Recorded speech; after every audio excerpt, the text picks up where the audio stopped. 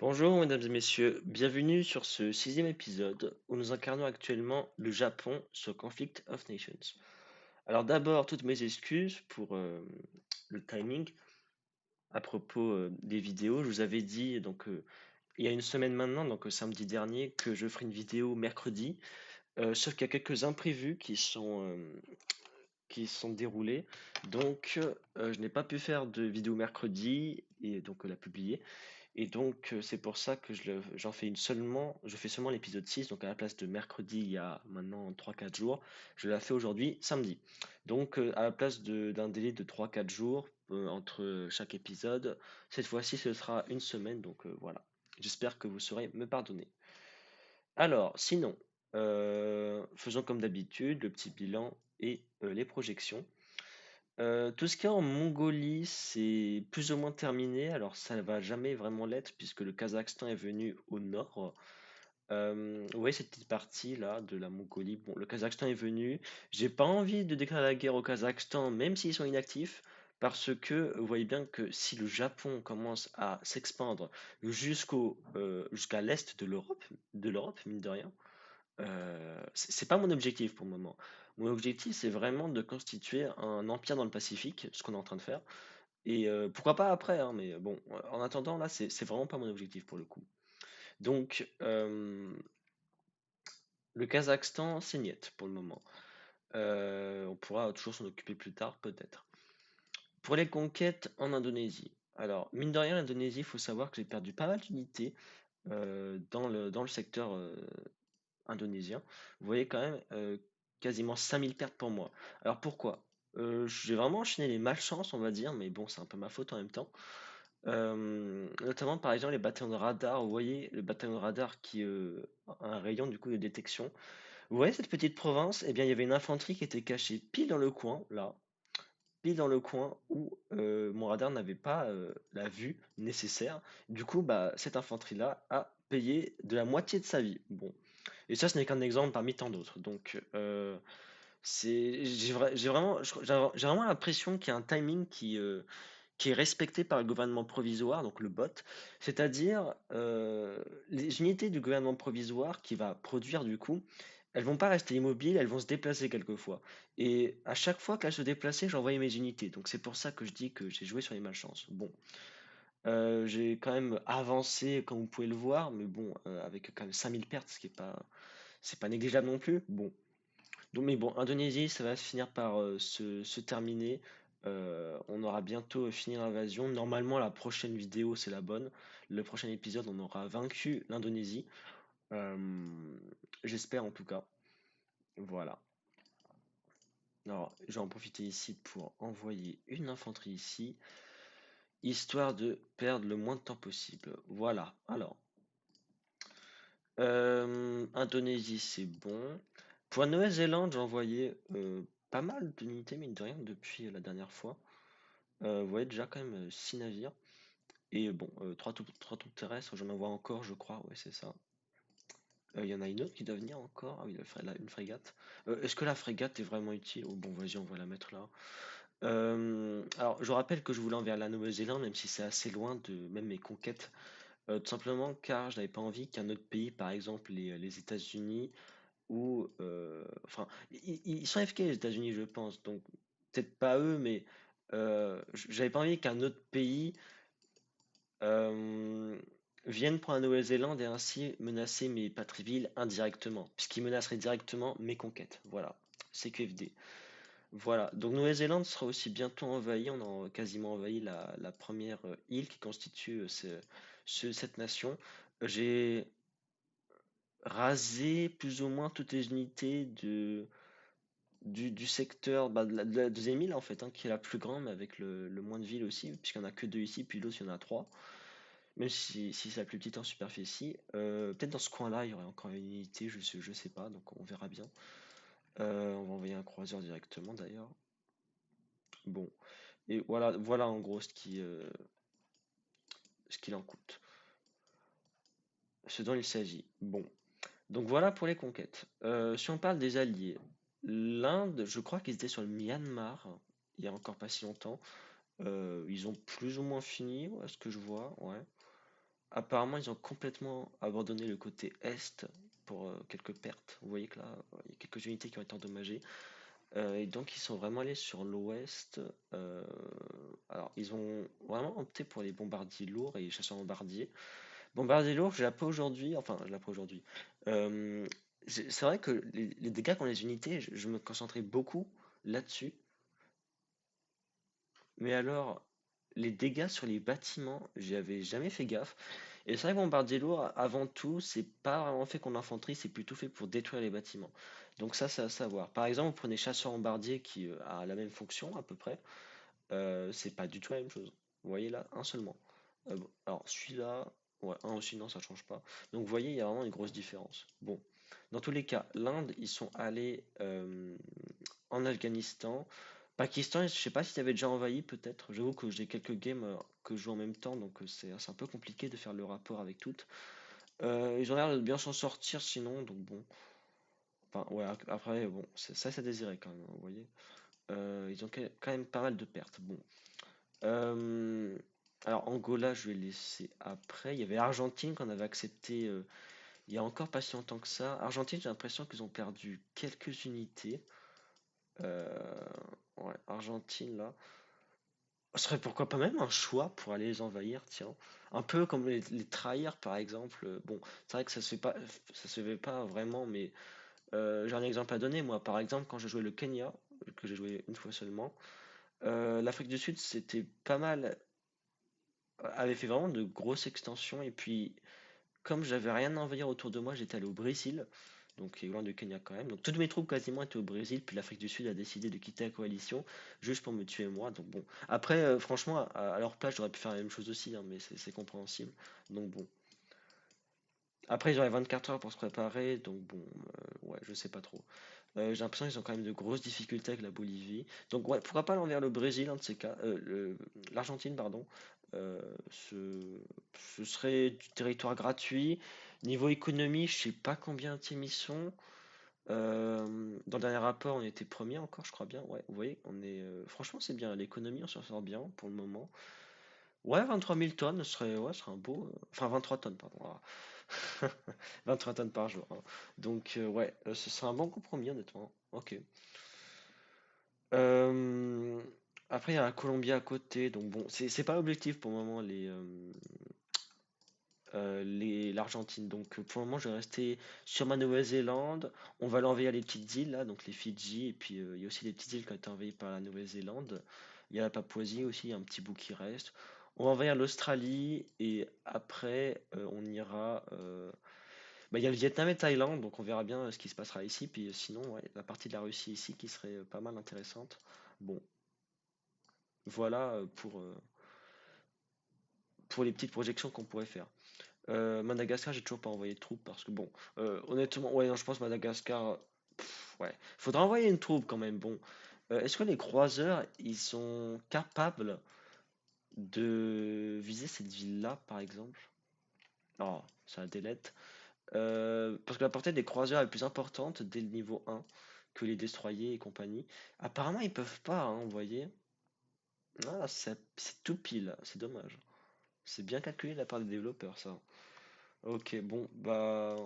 Faudra envoyer une grosse troupe, quoi, pour pas avoir trop de pertes. Ok. Ouais, on fera ça, on fera ça. Très bien. Et puis parlons des deux derniers alliés, donc DR Congo et Angola. Alors, Angola, ils ont vraiment fait une progression franchement très impressionnante. Je pensais vraiment pas qu'ils seraient capables d'un tel truc. Bon, après, il y a toujours leur défense qui laisse à désirer, hein, donc n'importe quel pays vient pour l'envahir, il est mort, quoi, clairement, mais bon. Après, comme c'est le premier de la game, peut-être tout le monde a peur de lui, voilà, ce serait logique. Enfin, tout le monde, pas tout le monde non plus, mais les débutants, par exemple, ça suffirait. Ils sont même allés jusqu'en Arabie Saoudite, alors depuis hier, ça n'a pas trop changé. Je m'attendais vraiment pas à les voir ici, mais bon, bah, écoutez, ils sont quand même allés ici. Donc, ce qui veut dire qu'ils pourraient ensuite aller vers l'Iran, l'Irak, ce genre de pays. Voilà, puis ils sont aussi en train un peu d'entourer l'Égypte, donc ouais, pourquoi pas. Euh, Ah, l'Autriche, elle est en Égypte. Oh, D'accord, ok. Donc il y aurait... Ah ouais, ok, l'Autriche là, Autriche, DR Congo, Angola, il y a peut-être un conflit qui se créera dans le futur. Parce que l'Espagne aussi est dans la coalition de l'Autriche, si je ne me trompe pas. Ouais, donc ouais, ça paraît être intéressant ça. Donc vous voyez qu'Espagne, là, ils sont vraiment... alors, ils sont même bloqués dans la ville du DR Congo, donc bon, tant mieux. On voit que l'Espagne a opté pour des chars de combat principales, donc très mauvais contre l'aviation, autrement dit. Ça m'arrange, on a fait les chasseurs bombardiers, donc ça servira si jamais il y a un conflit avec l'Espagne. Euh, donc le DR Congo, apparemment, ils sont en train d'envahir le Nigeria. Angola, ils sont même allés leur donner un coup de main, ce qui est sympa. Et ils ont même opté pour. Alors, Angola, par contre, l'amélioration de leur unité, là, ils ont fait des efforts. Véhicule de reconnaissance niveau 3, véhicule anti-aérien mobile niveau 5, ça c'est super. Et chasseur bombardier niveau 3 aussi, c'est pas mal. Voilà, donc Angola qui s'est bien préparé quand même. Je sais pas c'est quoi leur nombre d'unités. 69, d'accord. 72, ouais, donc clairement ils font du bon boulot pour le moment. Après, c'est pas assez diversifié, je trouve, mais bon. Ils s'en sortent comme ça, donc écoutez, autant les laisser afin de voir ce que ça donne. Euh, J'ai envie un peu d'observer, voir s'il y a des bases navales de leur côté, là, des futurs ennemis possiblement. Pologne, il n'y a qu'une base navale niveau 2. Et puis ils n'ont pas trop avancé, la Pologne, en Suède, Norvège, dans les pays scandinaves, compagnie. Il y a même des territoires qu'ils ont perdus. J'ai vraiment l'impression que c'est un chaos pas possible. Et puis la Pologne, alors quand même, leurs troupes étaient ici. Il y a 7 jours, maintenant ils ont fait tout ce chemin. Je sais vraiment pas c'est quoi leur but, mais bon, on verra bien ce que ça donne, hein. Écoutez, ils ont vraiment parcouru toute la Russie, les troupes qui sont ici, les troupes polonaises. Je sais vraiment pas ce que ça a donné au final. Bon.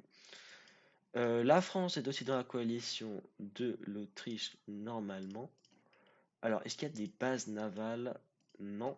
Enfin, leurs bâtiments ressemblent quand même sacrément à des bâtiments de bottes. Bon.